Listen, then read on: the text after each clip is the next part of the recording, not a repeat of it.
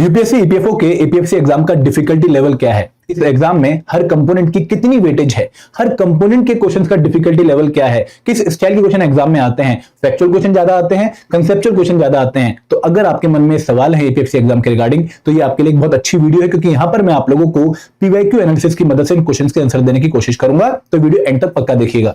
लेकिन आगे बढ़ने से पहले मैं आप लोगों से एक बात कहना चाहूंगा कि आप में से बहुत सारे बच्चे सोचते हैं कि सर एग्जाम की नोटिफिकेशन आ नहीं रही है और आप लगातार वीडियो लेकर आ जा रहे हो, ये फ्रस्ट्रेशन आपके अंदर कहीं ना कहीं बढ़ती जा रही है कि सर वीडियो आपकी देख देख के हम बोर हो गए। तो यहां पर मैं आपको यही समझाना चाहूंगा कि मेरा पर्पस आप लोगों को मोटिवेट करना है, गाइड करना है, ताकि जब राइट टाइम आ जाए उस टाइम पर आप रेडी हो इस एग्जाम से डील करने के लिए।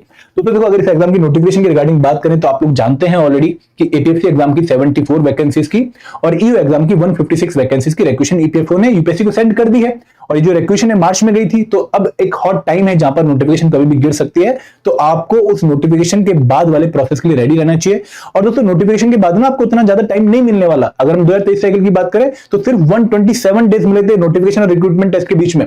तो 127 डेज में ये पूरा सिलेबस एपीएफसी एग्जाम का प्रिपेयर करना एक बहुत हरकुलियन टास्क है, आपको बहुत मेहनत करनी पड़ेगी। तो अगर आप एक अर्ली स्टार्ट लेना चाहते हैं, एक अर्ली एडवांटेज लेना चाहते हैं और नोटिफिकेशन के बाद रिवीजन और प्रैक्टिस पे ज्यादा फोकस करना चाहते हैं, तो कहीं ना कहीं आपको सिलेबस की प्रिपरेशन अभी से स्टार्ट करनी पड़ेगी। इसलिए मैं आपके लिए बार बार वीडियो ला रहा हूं, ताकि आप एक अच्छी प्रिपरेशन स्ट्रेटेजी के साथ इस एग्जाम को अच्छे से डील कर पाएं। अब दोस्तों, शुरुआत करते हैं हमारे इस वीडियो की, जहां पर हम पीवाईक्यू की एनालिसिस करने वाले हैं। तो हमारे मन में सबसे पहला सवाल यह आता है कि सर, हमने जब इस एग्जाम के बारे में सुन लिया, हम इस एग्जाम की प्रिपरेशन में इंटरेस्टेड हैं, तो हम सीधा बुक से पढ़ना शुरू करते हैं। पीवाईक्यू एनालिसिस की क्या जरूरत है दोस्तों? आप जब पढ़ना शुरू करेंगे तो पहले आपको ये तो पता होना चाहिए कि भाई प्रिपरेशन का दायरा क्या होगा, प्रिपरेशन का स्कोप क्या होगा। अगर सिलेबस आपको बताता है कि भाई एग्जैक्टली पढ़ना क्या है, तो पीवाईक्यूज आप लोगों को बताते हैं कि भाई किस डेप्थ में किस टॉपिक को पढ़ना है। तो बेसिकली सिलेबस और पीवाईक्यूज आपकी गाड़ी की दो गाइडिंग लाइट हैं, जो इस पूरी प्रिपरेशन जर्नी में आपको गाइड करने वाली हैं। आप एक अंधेरे रास्ते में जा रहे हो और आपको जो है आपकी लाइट जल नहीं रही है, तो आप रास्ता कैसे देख पाओगे? आपका एक्सीडेंट हो जाएगा। तो सिमिलरली, अगर आपको सिलेबस और पीवाईक्यूज की इंफॉर्मेशन नहीं है, तो आपकी प्रिपरेशन एक गलत डायरेक्शन में चली जाएगी और बाद में बहुत मेहनत करने के बाद भी एग्जाम में पॉजिटिव रिजल्ट लेकर नहीं आ पाओगे। तो यहां पर पीवाईक्यू एनालिसिस इसलिए जरूरी है क्योंकि आपको पता लग जाता है कि भाई किस डेप्थ में हमें प्रिपरेशन को करना है सिलेबस को। ठीक है, इसके में और भी बहुत सारी बातें पीवाईक्यू से पता लगती हैं, जैसे कि भाई हमारी प्रिपरेशन का स्कोप क्या होगा, हमारी प्रिपरेशन की बाउंड्री क्या होगी, किस दायरे के अंदर रहकर हमें प्रिपरेशन करनी है। फिर दोस्तों, हमें पता लगता है कि भाई एग्जाम का ओवरऑल डिफिकल्टी लेवल क्या है। एक तो होता है एब्सोल्यूट डिफिकल्टी लेवल कि भाई एग्जाम डिफिकल्ट है। फिर हम बात करेंगे रिलेटिव डिफिकल्टी लेवल की, भाई अगर यूपीएससी प्रीलिम्स 10 आउट ऑफ 10 है डिफिकल्टी लेवल में, तो उसके कंपैरिजन में एपीएफसी कितना डिफिकल्ट है। हम दोनों डिफिकल्टी लेवल को कवर करेंगे, absolute difficulty level and relative difficulty level. फिर हम बात करेंगे कि भाई कंपोनेंट वाइज डिफिकल्टी लेवल क्या है। क्या पॉलिटी बहुत डिफिकल्ट आती है, क्या क्वांट बहुत डिफिकल्ट आता है, क्या अकाउंटेंसी बहुत डिफिकल्ट आती है, हम ये कवर करेंगे। फिर हम बात करेंगे कि भाई हर कंपोनेंट की वेटेज क्या है, क्या एक कंपोनेंट की वेटेज फिक्स है या फिर हर बार वेरी करती है। फिर हम बात करेंगे कि भाई इन चीजों को डील करने के लिए कौन से बुक्स और रिसोर्सेज चाहिए होते हैं। उसके बाद हमें पता लगता है कि भाई किस कंपोनेंट की हमें क्या अप्रोच फॉलो करनी चाहिए इन पीवाईक्यूज के लिए प्रिपेयर करने के लिए। और फिर हमें लास्ट में पता लगता है पीवाईक्यू एनालिसिस से कि मोस्ट इंपॉर्टेंट टॉपिक्स कौन से हमारे एग्जाम के। इस वीडियो में हम जो बात करने वाले हैं वो बेसिकली हम इन 3 पैरामीटर पे बात करने वाले हैं, और इस एनालिसिस के बाद जो बाकी 2 चीजें हैं वो आप लोग अपने हिसाब से डिसाइड कर सकते हैं। मैं आप लोगों को यही बताना चाहूंगा कि अगर आप लोगों ने अभी तक पीवाईक्यूज डाउनलोड नहीं किए एपीएफसी और एग्जाम के, तो ये जो कंप्रिहेंसिव गाइडबुक है, जिसका लिंक इस वीडियो के डिस्क्रिप्शन में दिया गया है और ये आपके लिए बिल्कुल फ्री है। यहां पर जाकर आप डिकोडेड सिलेबस भी, आपको किस टॉपिक में क्या क्या पढ़ना है, किस कंपोनेंट में क्या क्या पढ़ना है, आपको डिटेल में पता लग जाएगा। प्लस आपको सॉल्व पीवाईक्यूज मिल जाएंगे जिनकी आपको खुद भी एनालिसिस करनी चाहिए, ताकि आप इस एग्जाम की प्रिपरेशन स्ट्रेटेजी बहुत अच्छे से डिजाइन कर पाओ। अब दोस्तों, इन टॉपिक्स को 1 बाय 1 कवर करते हैं। सबसे पहले हम बात करते हैं एपीएफसी के पीवाईक्यू एनालिसिस में ओवरऑल डिफिकल्टी लेवल की, भाई इस एग्जाम का ओवरऑल डिफिकल्टी लेवल क्या है। देखिए, आप लोगों को पता होगा कि एपीएफसी एग्जाम एक रेगुलर एग्जाम नहीं है, हर साल एग्जाम नहीं होता है। 2002 में हुआ, फिर 2004 में हुआ, फिर 2012 में हुआ, फिर 2015 में और 2023 में हुआ। तो हम लास्ट 2 साइकिल्स की जो एग्जाम की डिफिकल्टी लेवल थी पहले उसको स्टडी कर लेते हैं। तो 2015 में जो एग्जाम कंडक्ट हुआ था एपीएफसी का, that was of moderate level. अब मॉडरेट लेवल क्यों था? क्योंकि दोस्तों यहाँ पे नंबर ऑफ फैक्चुअल क्वेश्चन ज्यादा थे। अगर मैं पेपर में 120 क्वेश्चन की बात करता हूं, तो अराउंड 40% क्वेश्चन जो थे वो फैक्चुअल थे और 60% क्वेश्चन कंसेप्चुअल थे। तो it was relatively a moderate paper compare to 2023 examination. जो 2023 एग्जाम का जो पेपर था that was of difficult level. अब ये डिफिकल्ट लेवल क्यों था? क्योंकि जो 40% नंबर था फैक्चुअल क्वेश्चन का वो कहीं ना कहीं कम हो गया, 20 से 30% के बीच में रह गया और नंबर ऑफ कंसेप्चुअल क्वेश्चन बढ़ गए। अब क्योंकि कंसेप्चुअल क्वेश्चन बढ़ गए तो बच्चे को अपनी नॉलेज अप्लाई करनी पड़नी थी और उसके लिए मेहनत लगती है, तो कहीं ना कहीं जो पेपर का लेवल था वो इस बार राइज किया, जिसके लिए बच्चे की काफी अच्छी प्रिपरेशन होनी चाहिए थी। तो 2015 का जो पेपर था that was of moderate level and 2023 का जो एपीएससी का पेपर था that was of difficult level. तो आपको काफी अच्छी प्रिपरेशन करनी पड़ेगी, क्योंकि आने वाले टाइम में भी हमें एक्सपेक्ट कर रहे हैं कि एग्जाम डिफिकल्टी होगा, इजी नहीं होने वाला। क्योंकि दोस्तों कहीं ना कहीं जो यूपीएससी का प्रीलिम्स का पेपर होता है उसका इंपैक्ट हमें एपीएससी एग्जाम में भी देखने को मिलता है। तो क्योंकि यूपीएससी का जो प्रीलिम्स का पेपर था 2025 का वो काफी टफ आ गया कंपेयर टू 2024, तो उसका जो एक शूट आउट है वो आपको एपीएससी एग्जाम में भी देखने को मिल सकता है और यहां पर भी पेपर का लेवल जो है वो इंक्रीज होता हुआ आपको दिखेगा। तो आपको अपनी मेहनत और अच्छे से करनी चाहिए इस डिफिकल्टी लेवल को डील करने के लिए। अब दोस्तों अगर मैं रिलेटिव डिफिकल्टी लेवल की बात करूं तो यहां पे आप लोगों ने समझना है कि जो एपीएससी एग्जाम है, एक मिनट बस,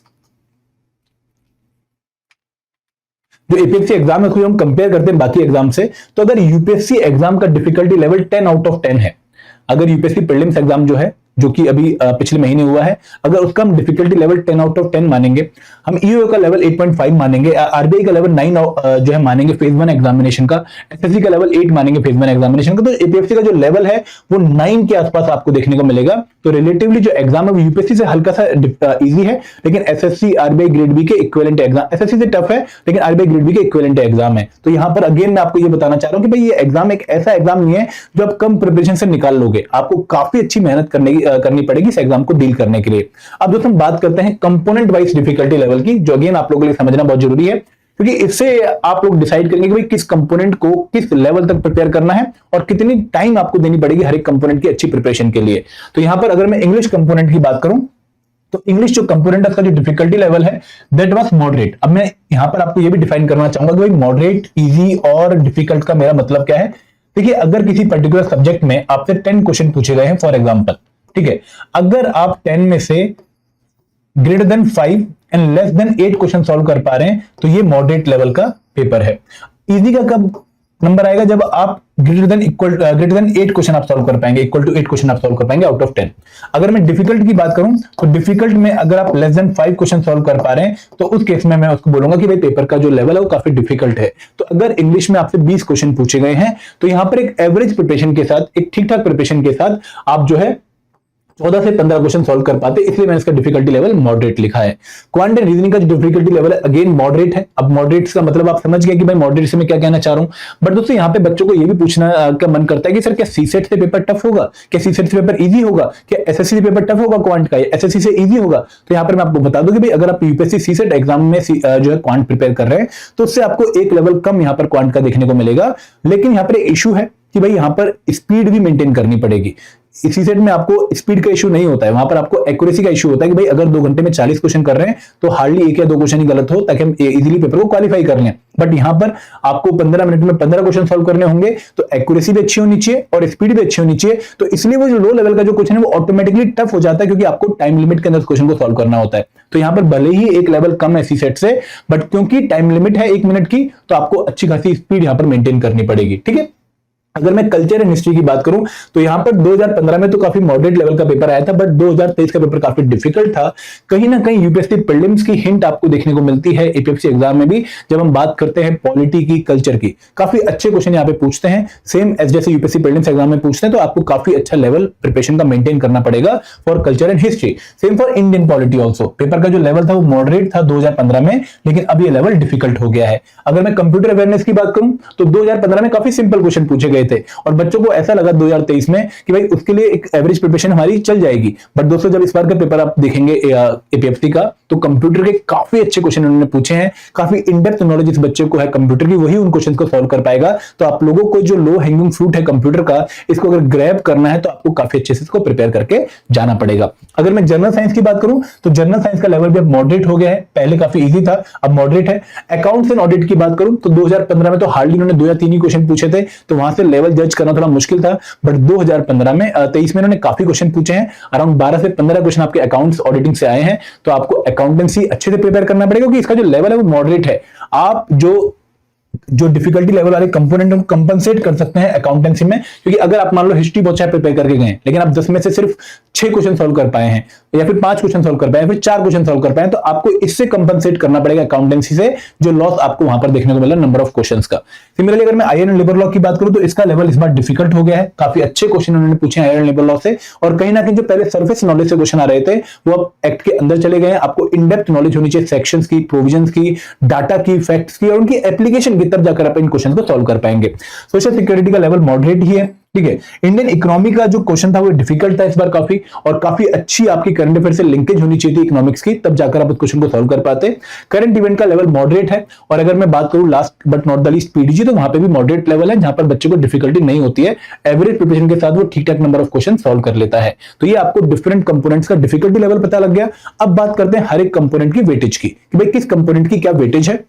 देखो 2015 में जो वेटेज है वो बहुत डिफरेंट थी, और 2023 में वेटेज बहुत डिफरेंट हो चुकी है, लेकिन कहीं ना कहीं हम लास्ट एग्जाम को जो है अपने लिए एक टेम्पलेट मान के प्रिपरेशन करेंगे कि भाई इस एग्जाम के हिसाब से अगला पैटर्न आ सकता है। तो यहां पर जनरल इंग्लिश की जो वेटेज थी वो 20 क्वेश्चन थी, और ये फिक्स है, पार्ट ए आता है पेपर का जनरल इंग्लिश का, जहां से 20 क्वेश्चन आप लोगों से पूछे जाते हैं, हाईएस्ट वेटेज है और काफी स्कोरिंग भी है। अगर हम बात करें क्वांटम रीजनिंग की, तो यहां पर 15 क्वेश्चन क्वांटम रीजनिंग से आते हैं, कल्चर एंड हिस्ट्री से 10 क्वेश्चन।